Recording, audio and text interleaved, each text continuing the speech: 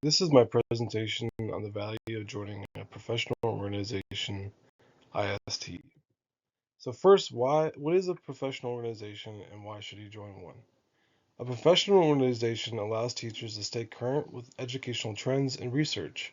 It opens up opportunities for networking, collaboration, and access to valuable teaching tools. More than that, it reinforces our professional and spiritual responsibility to serve students with excellence, as reflected in Colossians 3:23. Which reminds us to work heartily as for the Lord. By participating in these communities, we not only grow, but help evaluate the field of education as a whole. The organization that I'm going to be focusing on today, though, is known as International Society for Technology Education, or more commonly, ISTE. It's a nonprofit dedicated to helping educators use technology effectively in their classrooms. ISTE offers professional development, publications, and a global network of educators. One of its most well-known contributions is ISTE standards, which provide a framework for integrating technology in ways that truly enhance student learning. Joining ISTE means joining a movement committed to innovation in education, which is essential in today's digital world. While slide 1 focuses on why educators should join a professional organization, I want to take a moment and focus on what makes ISTE uniquely valuable. As a technology-focused organization, ISTE supports teachers in integrating digital tools in their instruction in ways that are meaningful and research-driven. Members also gain access to a global network of educators along with on-demand professional development, webinars, discussion forums, and resources that are especially helpful in keeping up with EdTech trends. For teachers like me, this means I can stay ahead of the curve and better support diverse learners, including those who benefit from assistive technologies ISTE frequently highlights. One of the resources that I've been discussing is Better EdTech Buying a Practical Guide. This IST resource has been especially helpful to me because my school district is currently transitioning from Edgenuity to Edmonton, and I've been asked this summer to be part of the team that will review and plan that transition. And this guide gives me a solid framework to approach that work. It emphasizes collaboration between teachers and district decision makers and includes tools like ISTE standards, UDL framework, and even rubrics for product usability. I especially appreciate how it focuses on accessibility and inclusive tech, something that's vital for ensuring all students, including those with special needs, are supported in this shift. The next resource that hit home for me is using AI for equitable lesson planning.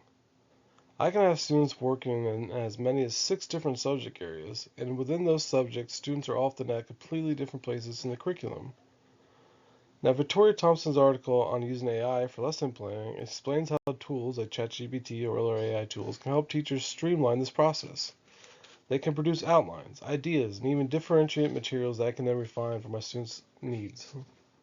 It doesn't replace me, but it supports me, and more importantly, it helps me support students with vastly different economic needs in the same room. The next resource I'm going to be discussing is Digital Citizenship Lesson Learning Activity to Inform. This lesson is from IST's Digital Citizenship series and focuses on the informed competency. It gives educators a complete learning activity designed to help high schoolers critically evaluate media sources, identify bias, and create their own ethical digital content. It's incredibly flexible. I could easily adapt it to social studies or any other subject area. The activities are student-led and encourage thoughtful conversation about integrity, misinformation, and media ethics.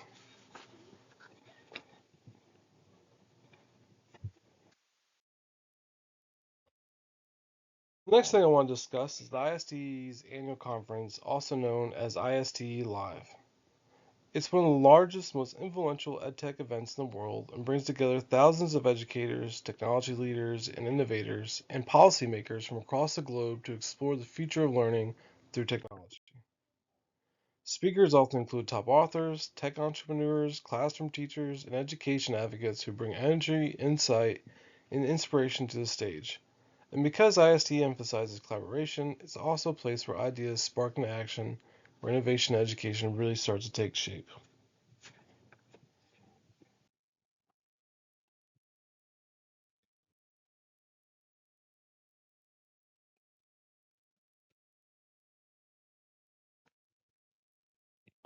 One of the speakers that I found that I wanted to highlight was Dan Heath's How Small Changes Can Transform Classroom Culture.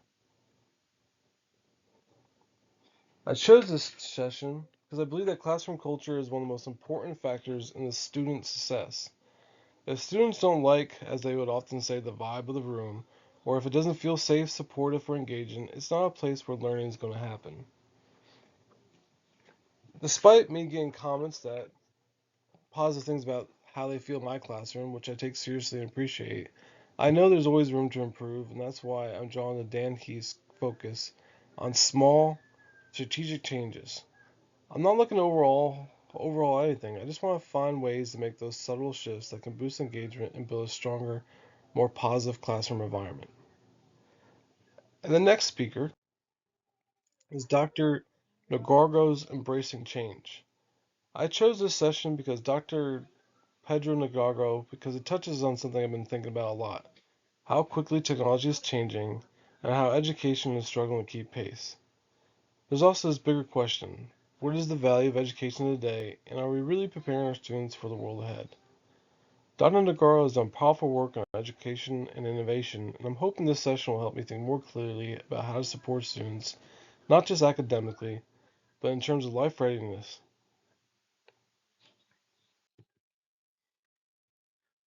Thank you for your time.